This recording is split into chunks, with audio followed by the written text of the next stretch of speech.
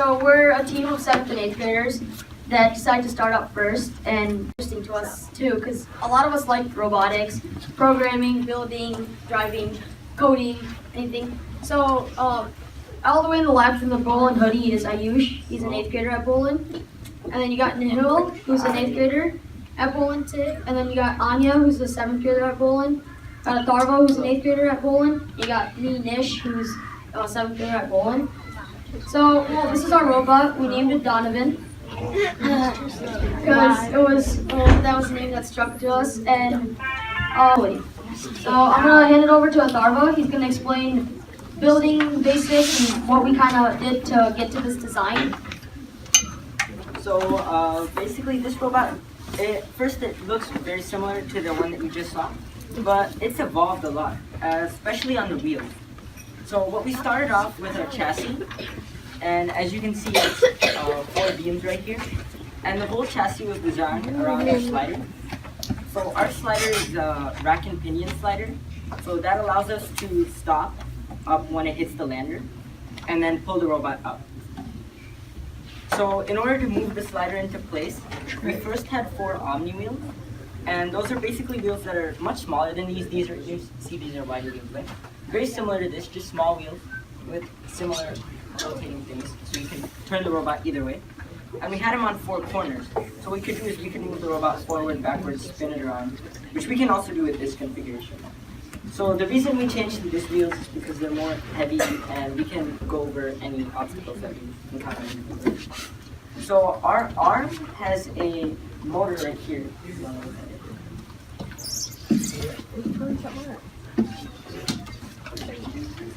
Yeah, so basically this motor snaps the arm forward like this. So we can extend this quite a bit. Right now it's only up till here.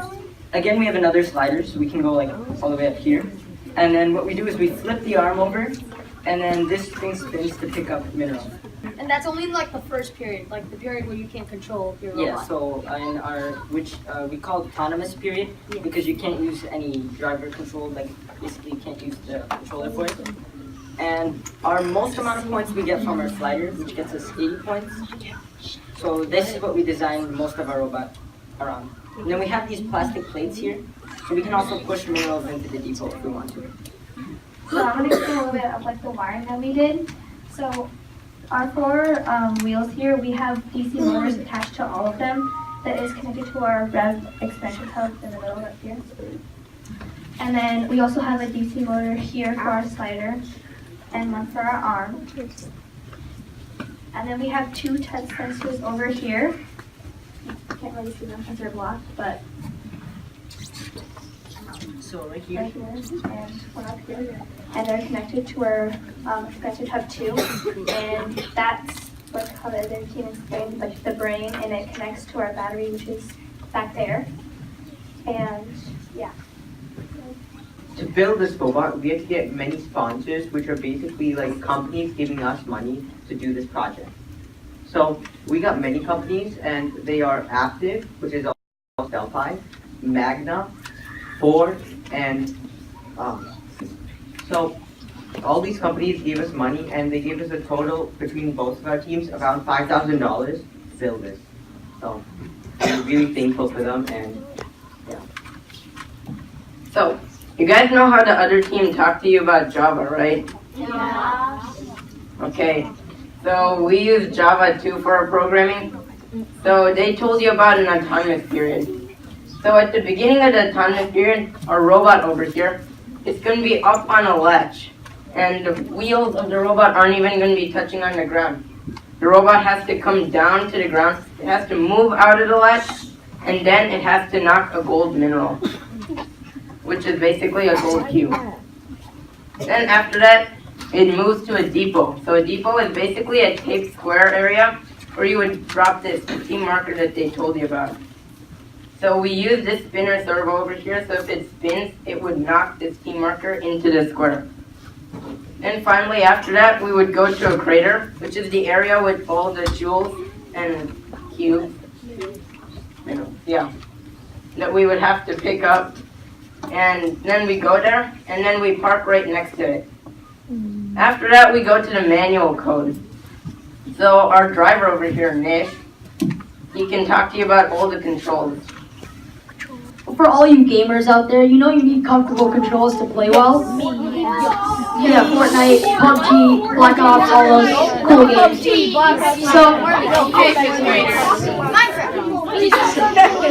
So then, now, just as important as those games are for you guys, this is also important. So having, so having this Xbox PS4 hybrid cross thingamabobber, we can also program it to do many things with joysticks, buttons, triggers, all those things, fancy push pads, as my dude set up here. So yeah, that's the summary of what our team did. Now, if it's okay with the teachers, we'd like to get 2 people to come up here and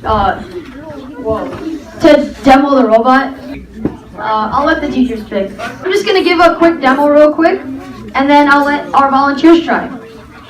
So we programmed our joystick right here, the left joystick, to be our control for our wheels. So as the other team did show, can you hold that for me, please?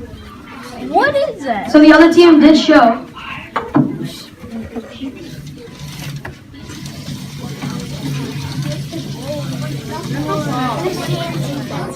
So that's just our wheels, and we can move side to side with them. So now coming to our other main aspect of ours, the slider. So this is used for latching. And this can extend up to, I think that's a 3 feet extension from the bottom. And we have some touch sensors there to make sure it doesn't fall out and fly off or anything. Okay, next part is our arm. Okay, so I'm gonna bring the arm around actually. So if you're sitting up front here, you might want to move back a bit.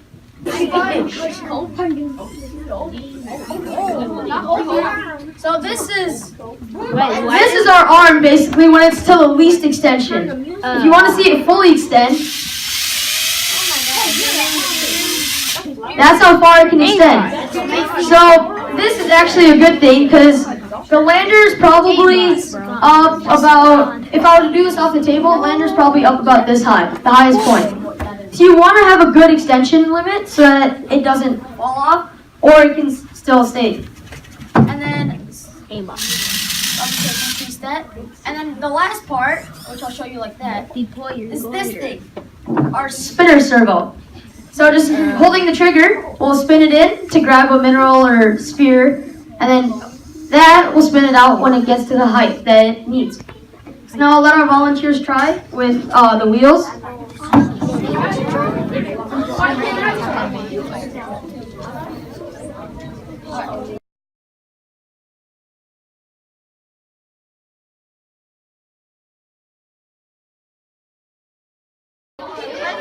Now, you want to try moving it backward? So this joystick would go really slow backward, okay? And like you want to make it light because like the robot, if you're gonna latch, like it has to like hold itself up on the when you latch it. So like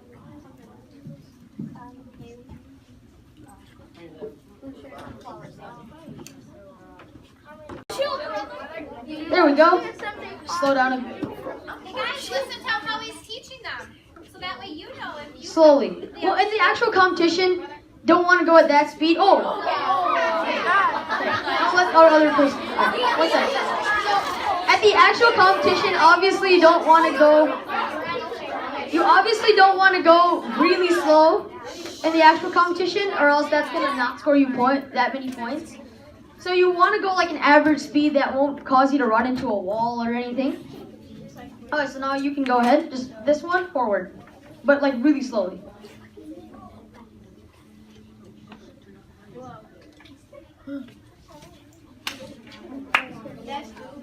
As slowly as you can.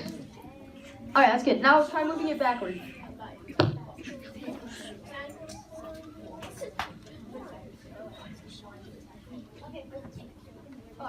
We'll hand it to a third volunteer.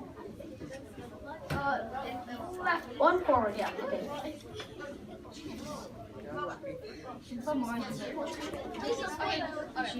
Now move that one backward.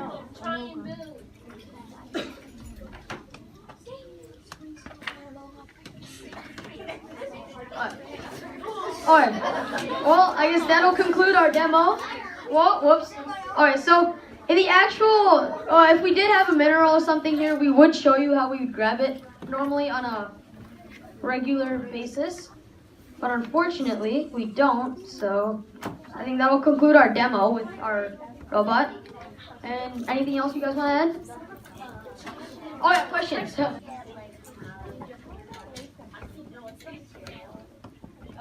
Material in the sense like what we use. It's metal. To make what, the robot? Or yeah, that was metal and some plastic in areas. Okay, you in the yellow. Well, not prototype, second robot. Oh, yeah. Third prototype. Can you explain what a prototype is to some of our students who maybe have never Oh. heard before? Whoa. Alright, so as we do have a picture of our second one. That is our second one. We originally we had an Omni wheel, and I think I'll let Darwin explain this. So basically, as I was talking about Omni wheels, it's very similar to what you see here. This wheel's much thinner. So what we had is our back wheels were the ones that were drive, so it was rear wheel drive. And then the Omni wheels would just turn it.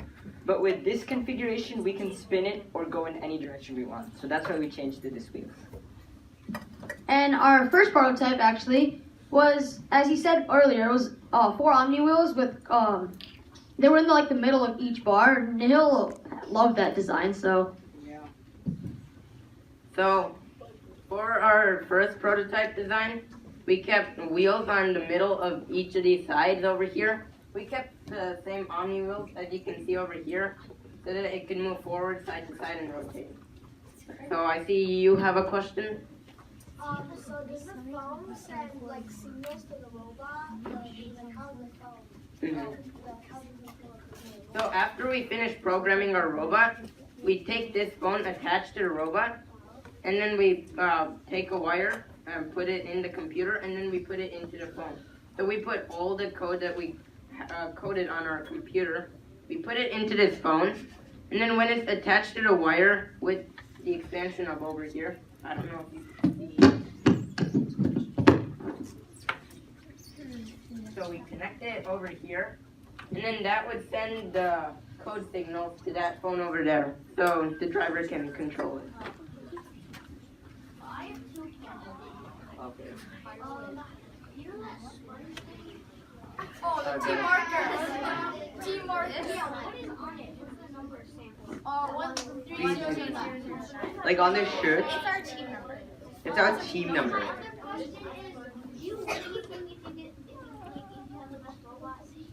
It's not the best robot, it's how many points you can score and how many games you win. Yeah, so if you get the top 4, you can choose other teams, and then you basically keep on playing until there's 3 teams that go on to the next level, which is states. Then if you win states, you go on to nationals, and then if you win nationals, you get a bunch of money and you get a bunch of prizes and stuff. Hey,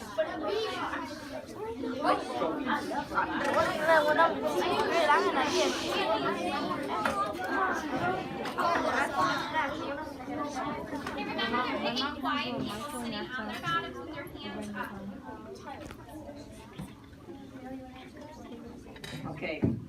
So, coding the robot is a very difficult process. So, it took us a few months to code it as well as building it. So we did the coding in coordination with all the building. The builders would tell us what they're building, and then based on that, we would code parts.